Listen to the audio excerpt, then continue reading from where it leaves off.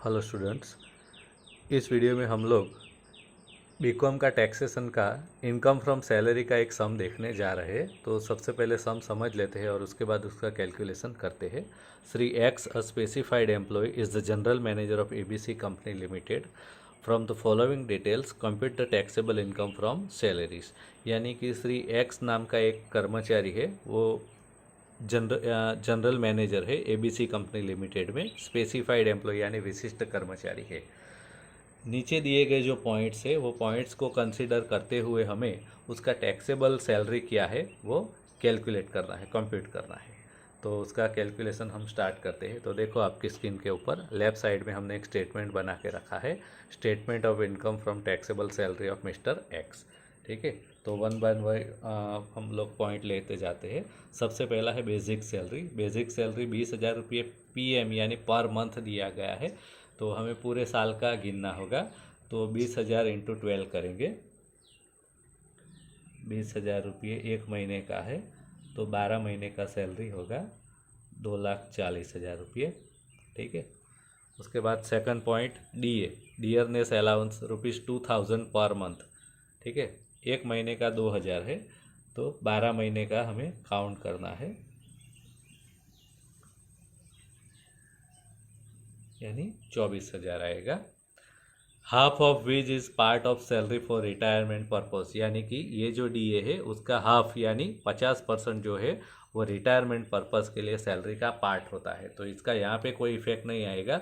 अगर हम HRA का पॉइंट गिन रहे हो या BA BC का पॉइंट गिन रहे हो तब DA कंसीडर करना है कि नहीं, तो यहाँ से पता चलता है कि कितना DA कंसीडर करना है, हाफ, क्योंकि सैलरी का वो पार्ट है। कितना पार्ट? हाफ।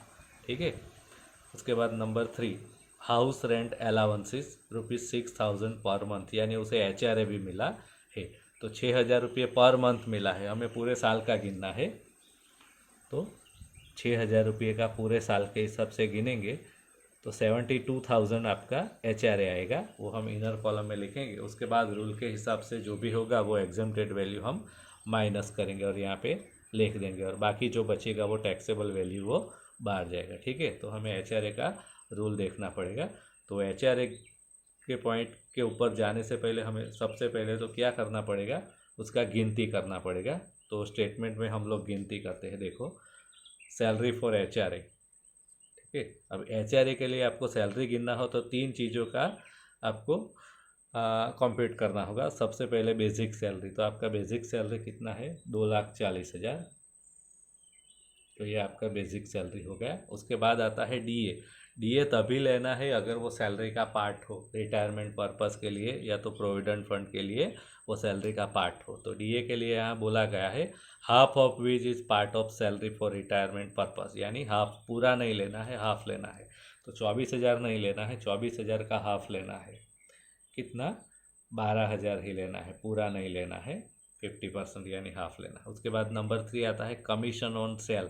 अगर सम में दिया गया हो कमीशन ऑन सेल तो लेना है, हमारे इस वाले सम में नहीं दिया गया है, हम लोग नहीं ले रहे हैं। ठीक है, तो ये 3 चीज़ों का हमें टोटल करना है।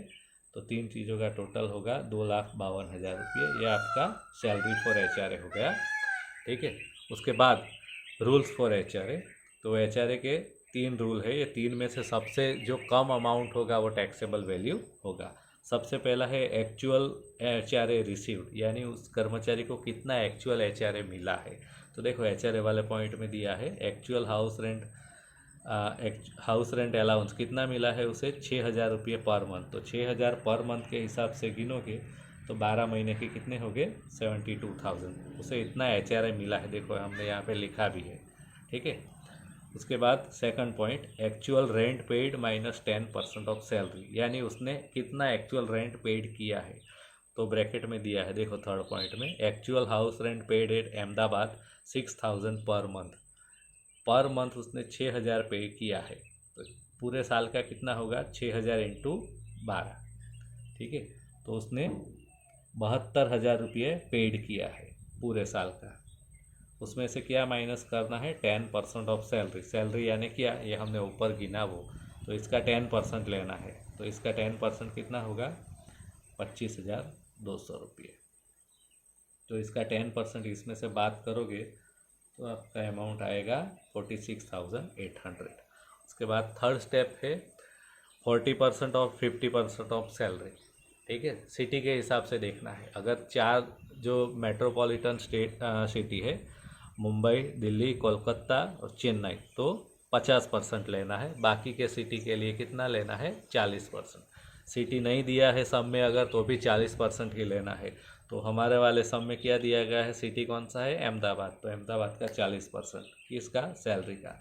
सैलरी का यानी 2,52,000 का 40% लेना है। तो कितना आएगा? 1,08,000 रुपये। तो ये आपके 3 स्टेप का अमाउंट हो गया 72,000, 46,800 और 1,08,000। सबसे कम क्या है? 46,800 सबसे कम है। तो ये टैक्स फ्री हो गया या तो एग्जेम्प्टेड हो गया। ठीक है, तो ये हमारी कैलकुलेशन हो गई नॉट 1 HRA का 46,800। ये हम स्टेटमेंट में लिखते हैं अकॉर्डिंग टू नॉट 1। ठीक है, नॉट 1 में हमने इसका सैलरी किया है ये वाला यहाँ पर। तो 72,000 मिला, इसमें से इतना एग्जेम्प्टेड वैल्यू हो गया। तो बाकी जो बचा वो आपका टैक्सेबल वैल्यू आएगा। कितना आएगा? 25,200।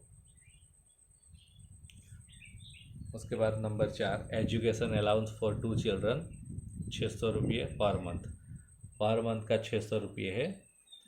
तो 12 मंथ के जो भी होंगे वो इनर कॉलम में लिख देंगे 7,200 रुपये। उसके बाद एग्जेम्प्टेड वैल्यू कितने बच्चों के लिए मिला है? 2 बच्चों के लिए। तो 2 बच्चों के लिए वैसे 2400 आता है। एक महीने का 100 रुपये के हिसाब से 2 बच्चे का गिनो तो 2400 रुपये आएगा। तो एग्जेम्प्टेड वैल्यू माइनस करो तो बाहर आएगा आपका टैक्सेबल वैल्यू 4,800 रुपये। ठीक है, अगर ये नहीं समझ में आ रहा है तो ऐसे गिनना है। कितने बच्चे हैं? 2।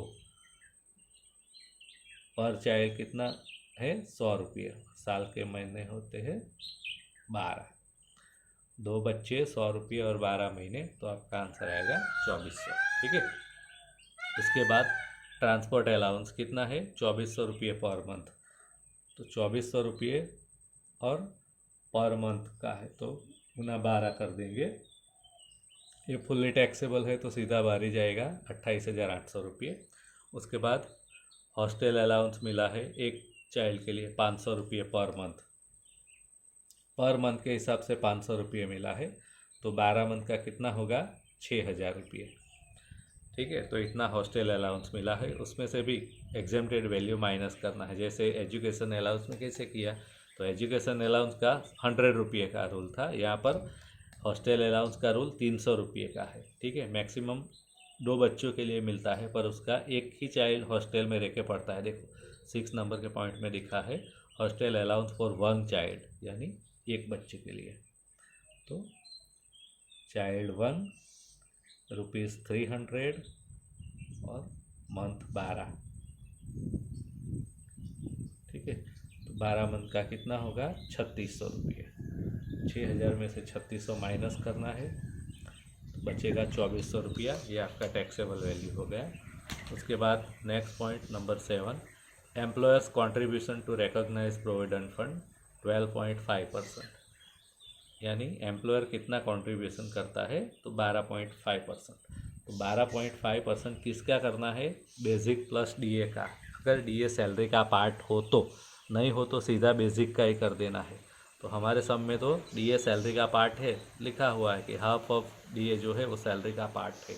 ठीक है, तो हम लोगों ने आगे यहाँ पे HRA वाले पॉइंट में लिखा ही था। देखो बेसिक सैलरी कितना है? 2,40,000 और डीए वैसे तो 24,000 मिला है। देखो पर सैलरी का कितना पार्ट है? वो आधा ही है। तो 24,000 नहीं लेते हुए कितना लिया है? 12,000। यानी कि डीए प्लस बेसिक आपका कितना हो गया? 2,52,000। तो 2,52,000 पे ये प्रोविडेंट फंड वाला 12.5% का गिनती होगा। ठीक है,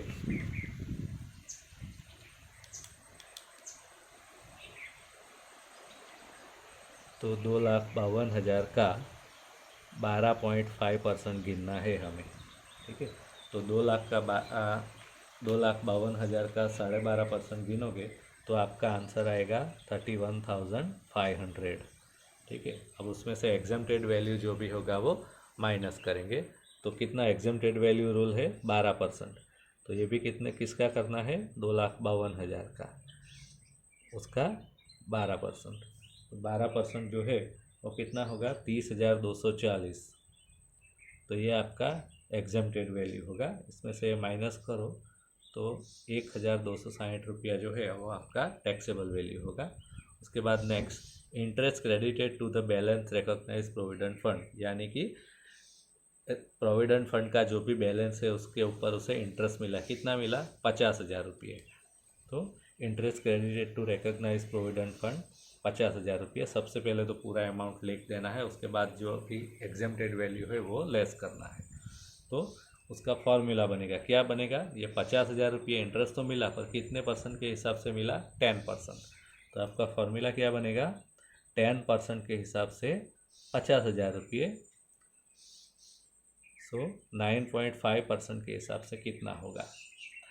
तो आपका आंसर आएगा 47,500। ये आपका एग्जम्प्टेड वैल्यू आ जाएगा। 50,000 में से इतना माइनस करो तो 2,500 रुपया आपका टैक्सेबल वैल्यू आएगा, ये बाहर जाएगा। ठीक है। उसके बाद last point, ₹2,000 per month is deducted from his salary as professional tax, यानी उसकी सैलरी में से पर मंथ यानी हर महीने 200 रुपया प्रोफेशनल टैक्स का कटा है। तो ये सैलरी में से ऐड नहीं होगा, लास्ट में माइनस होगा ग्रोस सैलरी में से। ठीक है। तो अभी कोई पॉइंट बचा नहीं है, तो इतने अमाउंट का हम लोग टोटल कर लेते हैं, यानी ग्रोस सैलरी मिल जाएगा आपको 3,28,960 रुपये। ये आपका ग्रोस सैलरी हो गया। उसमें से कुछ अमाउंट माइनस होती है, जैसे कि स्टैंडर्ड डिडक्शन। तो स्टैंडर्ड डिडक्शन का अमाउंट दिया नहीं होगा सब में, पर फिक्स ही है अमाउंट 50,000 रुपये।